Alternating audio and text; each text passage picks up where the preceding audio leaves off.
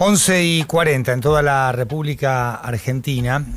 Vamos a hablar con Nicolás Pichersky, periodista de Clarín especializado en música, para ayudar a comprender lo que ha generado la muerte de Indio Solari y una manifestación popular impresionante en un país polarizado, con, por supuesto, el combustible de las redes sociales que hacen su trabajo para profundizar esa polarización. Nicolás, un gusto. Juan Pablo Barsky, ¿cómo te va? Juan Pablo, encantado, saludos a todos ahí y feliz día atrasado del periodista para todos. Muchas gracias, lo mismo para vos. ¿Qué significa lo que estamos viendo? Porque todavía no ha terminado esta despedida a un artista inconmensurable como Indio Solari. Una vez dicen que a Mao Zedong le preguntaron ¿qué opina de la Revolución Francesa en 1789, ¿no? Y dijo, es demasiado pronto para saberlo. Claro. Entonces vos veías las imágenes de ayer y decís, no sé, la única palabra que se me ocurre es como una situación de orfandad, a pesar de que era todo bastante ambiguo y también era una muestra de respeto y en parte de alegría de haber sido parte de un ser querido.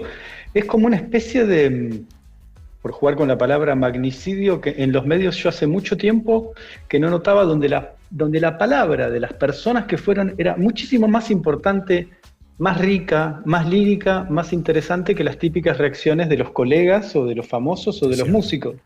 Porque si vos te fijas ayer, la cobertura, hubo expresiones de amistad, de dolor. Hay una anécdota muy linda que cuenta Fito Páez en un posteo muy largo. Es una historia muy linda de él con el Indio en 1985. Una especie de, no sé si llamarlo reconciliación, por así decirlo, de Juanse, de los ratones paranoicos, claro, etcétera, etcétera. Pero ayer había como unas expresiones de la gente, pueblo, patria, poesía, me imagino, entre la panoplia de cosas que uno podría imaginarse a partir de esto, que es muy temprano para saberlo, que podría haber seguramente va a haber un libro, porque las imágenes de ayer, imágenes digo fotográficas e imágenes de tipo visuales, ¿no? Con las que se encontraba ayer con cómo la gente elegía las palabras para despedirse. Vieron que se habla mucho sobre todo en los últimos años, de dividir al artista de la persona, sí, o de la canción. Y yo acá pensaba cuando veía todas estas personas en Avellaneda, en Villa Dominico, yendo a presentar sus respetos, su último adiós, era como que no podían dividir la persona de uno mismo, porque en muchos, había un relato, una educación sentimental, un relato individual, un relato íntimo de a mí me pasó tal cosa, yo con el indio esto, yo cuando era joven, yo cuando estaba embarazada, etcétera, etcétera, etcétera, donde no podían.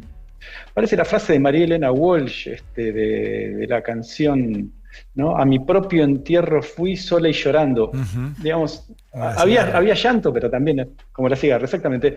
Y había una cosa de ir a algo muy propio, muy de uno, que no se me ocurre ningún parangón, como tampoco tuvieron parangón Los Redondos o el Indio musicalmente en ningún sentido. No lo digo desde el sentimiento, lo digo desde lugares objetivos, ¿no? Un grupo que apenas tiene algún tipo de resonancia fuera de la Argentina, casi ninguna.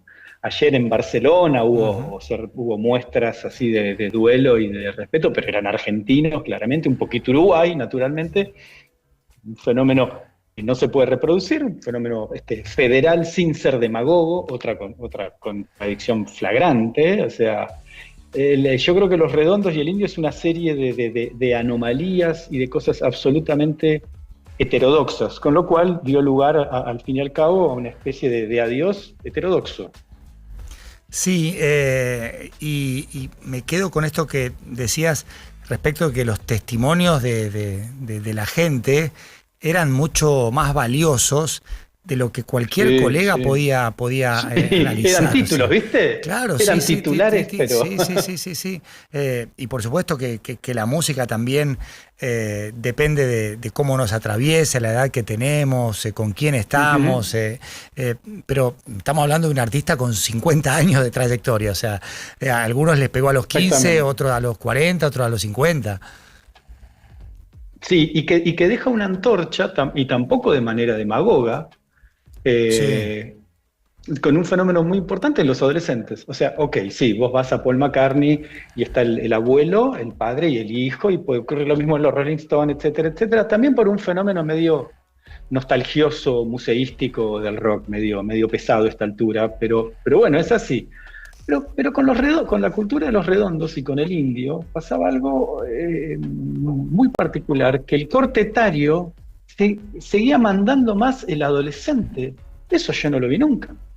O sea, vos ibas incluso a ver grupos como en el cual había miembros de los redondos, digo porque tocaban más asiduamente, ¿no? El indio ya estaba retirado, tenías que esperar que toquen los fundamentalistas, pero la Kermés, que tocaron hace poco en el Teatro Rivadavia, Sergio Dawi en el saxo y Semilla, creo, en el bajo, ex miembros de los redondos.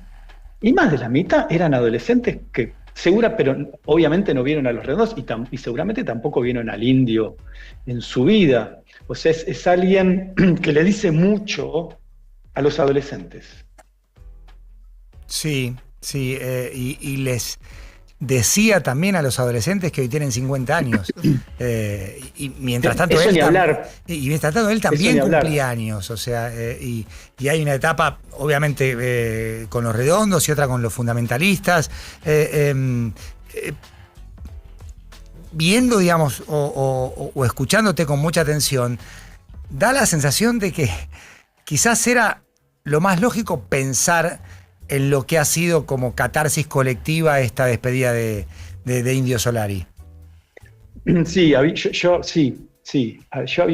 como una especie de nosotros. No sé qué tipo de nosotros, claro. Pero ayer yo vi un nosotros. Ayer había un nosotros.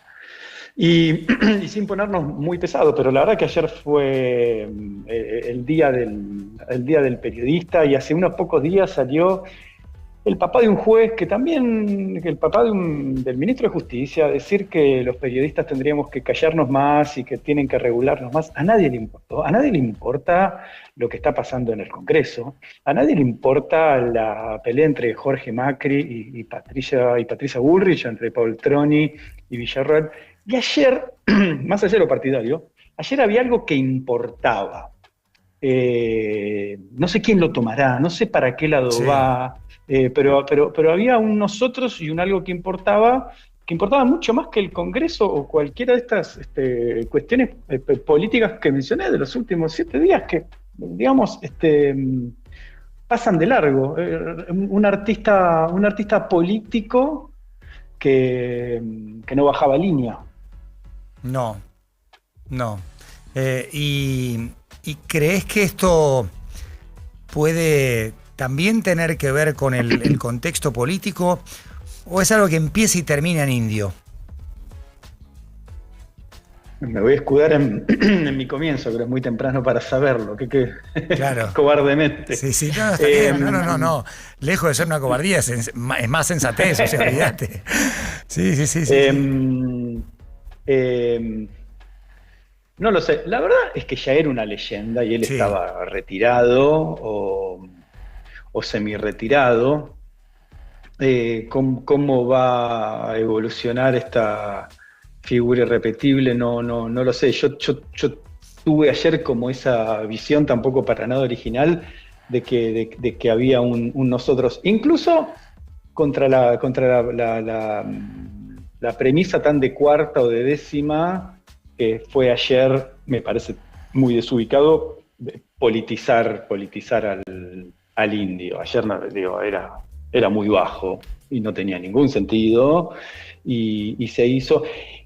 Y además, lo que demostró también lo de ayer era que no es así tampoco, porque estoy pensando en tu pregunta, y anda a decirle a un pibe del conurbano que el indio era tal cosa políticamente o tal otra. Claro. Yo creo que te mandan al cuerno, ¿no? Me parece que ayer hubo, por suerte no fueron las mayoritarias, pero hubo un par de visiones miopes. Es cierto, se dice, digamos, alguien podía ir a Los Redondos, alguien de Recoleta, o alguien que tenía que que viajar 10 horas para ir a verlos. A mí lo que me impactaba cuando los veía, y tampoco agarré los primeros recitales, es tener esa sensación de alguien que podía venir de un oficio y al lado tuyo tener dos sociólogos de la UBA que estaban discutiendo a Foucault. Literal, ¿eh? Literal, en Los Redondos, en vivo. Nunca me pasó algo así, en un recital. De hecho, hay de los pocos videoclips que tenían Los Redondos, uno es Masacre en el Puticlub, muy lindo, así hecho con animación. El indio empieza estudiando Bellas Artes, de joven, y trabajaba con telas, y en ese videoclip de Masacre en el Puticlub se ve como hay marineros, travestis, intelectuales. Era una cosa así, Los Redondos y el indio en vivo, medio inexplicable. Y ese nosotros, la verdad que no sé para dónde derivar, y preciso alguien por ahí un poco más inteligente que yo para ver para dónde va a ir eso no sé, que parecía, al menos que ayer importaba. Nicolás, bueno, recién nombraba justamente la lírica, también el respeto que tiene Patricio Rey y Los Redonditos por el rock de las guitarras eléctricas. Digo, son muchas cosas que se combinan, ¿no? En la música de Los Redondos. ¿Cuál crees vos que es lo que le dio esa permeabilidad, ¿no? Que alcance a un público tan masivo, tan de clases sociales muy, muy distintas, y que haga que cada uno se sienta parte, ¿no? Es ese pertenecer del que estás hablando. ¿Qué es lo que vos decís? ¿Es esto? O quizás capaz la respuesta es que es algo mucho más complejo y que por eso cada uno se puede sentir parte desde su lado. Sí, eso sí, pero si como periodista nos quedamos en inexplicable o grosso, complejo, mucho no. Prefiero meter la pata y ver qué me sale. Para empezar, yo que soy grande, para mí tenían un misterio que uno no podía entender de dónde habían salido. Digo, más allá de datos a cuentagota, que sabías que habían empezado como una especie de grupo de happening, de eventos teatral con discursos como Gran Guiñolesco del Under de La Plata, de esa banda mítica que fue la Cofradía de la Flor Solar. No sabías dónde habían venido, había algo muy atractivo. Y digo, vos podés saber que Fito fue a un recital de Charlie, se volvió loco y decide ser rockero porque había sido más o menos contado, podías saber algo de la vida del Flaco en Bajo Belgrano. Esto era como mucho más misterioso. El nombre, que parece de medio como se llamaban las bandas psicodélicas inglesas en los 60, ¿no? Tiene algo de Sgt. Pepper's Lonely Hearts Club Band. Claro. Patricio Rey y sus redonditos. ¿Quién es Patricio Rey? No entiendo de dónde sale. Las letras raras, crípticas, góticas, letras que además conviven con nosotros periodísticamente, digamos, sí. Vencedores vencidos. Fíjate de qué lado de la mecha te encontrás. Fíjate de qué lado de la mecha te encontrás. El futuro llegó hace rato, que vos entrás a un foro y por ahí discutiendo gente. ¿Es de Philip Dick? No, es de Ballard. No, es de William Gibson, no es de Ray Bradbury, no es de ninguno de esos, era del indio. Y por eso un entrenador pone un pibe de 17 años en primera, el futuro ya llegó, no sé, el otro día Beltrán, Aranda, Freitas. Todavía titula, el indio todavía el indio sigue titulando los copies y los diarios con esta poética tan particular que se usa para mucho, todavía para ver el futuro. Podrías titular algo sobre Peter Thiel, con el futuro llegó hace rato, tranquilamente, anda circulando, y además empezó a hacer otro aspecto, estoy pensando en tu pregunta, el discurso, ¿no? Es un grupo con un discurso, no digo discurso y bajar línea. Vos lees entrevistas al indio, de las pocas que hay, no hay tantas, y sea una pregunta o 5 y lees como un ser monolítico de una sola pieza que podría monologar y decís, bueno, dame más, quiero leer un libro de entrevistas. No sé, pasa no importa que sea masivo o más de culto, pero es como cuando vos escuchás, hace poco salió un libro muy interesante de entrevistas y de textos y monólogos, no, digamos, masterclass que dio la cineasta Lucrecia Martel, y hay una coincidencia entre sus películas y cómo habla, ¿viste? Es una persona que habla como son sus películas. El Indio habla como era su música y sus canciones, como fue cuando mucha gente lo ve en Olavarría o en otras ocasiones, que decís, bueno, dale, seguí hablando.